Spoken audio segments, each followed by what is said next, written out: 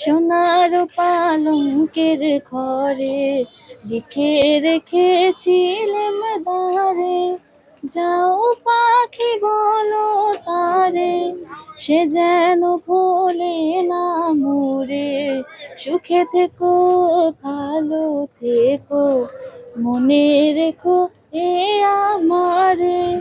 বুকের ভেতর নোনা ব্যথা, চোখে আমার ঝরে কথা, এপার ওপার তোলপাড় একা।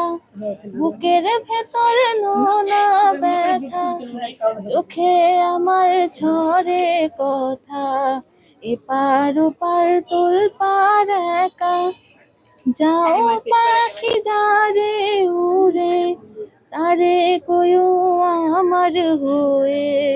চোখ জ্বলে যায় দেখবো তারে, মন জ্বলে যায় দূর দূরে।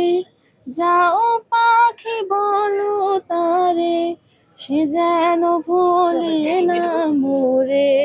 সুখে থেকো ভালো থেকো, মনে রেখো এ আমারে। ওরে আপু যেভাবে গানটা গাইছে, আরোহীর কাছে যাচ্ছি আমরা। মানে মনের মাধুরী মিশিয়ে কিন্তু সেই গানটা গাইছে। আরোহী, কি বলবা যে আপুর গানটি কেমন লাগছে? খুব সুন্দর হয়েছে। সুন্দর হয়েছে না? অনেক সুন্দর, অনেক সুন্দর হয়েছে। কেমন লাগছে? অনেক ভালো লাগছে। অনেক ভালো লাগছে। এখন কথা হচ্ছে যে না, মাশা সুন্দর লাগছে তো। গানটা কেমন লাগছে? Wow, just wow. Just wow না? একদম ওর কণ্ঠ, মানে এটা জাস্ট আমরাই বুঝতে পারি আর কি, সবাই আপনারা জানেন। তাহলে এখন কথা হচ্ছে ওয়ান মোর, আরেকটা গান তো হবে তাহলে। হ্যাঁ, ও কিন্তু খুব সুন্দর গান গাইছে। আচ্ছা আরোহী, তাহলে ওর মুখ থেকে তো আমরা আরেকটা গান শুনতে পারি। এত সুন্দর যদি গান, ও মনে এত সুন্দর করে গান কিভাবে গান? আমি জানি না, কিন্তু মনের মধ্যে মাধুর্যতা বা সৌন্দর্যতা এটা প্রকাশ হচ্ছে এখানে। মনের মধ্যে যখন মানে অনেক দুঃখ কষ্ট আছে নাকি? গুলো প্রকাশ পায় ওই টাইমে এরকম গান আসে। কিন্তু কণ্ঠটা কিন্তু সত্যি অনেক সুন্দর, এটা জানেন আপনি?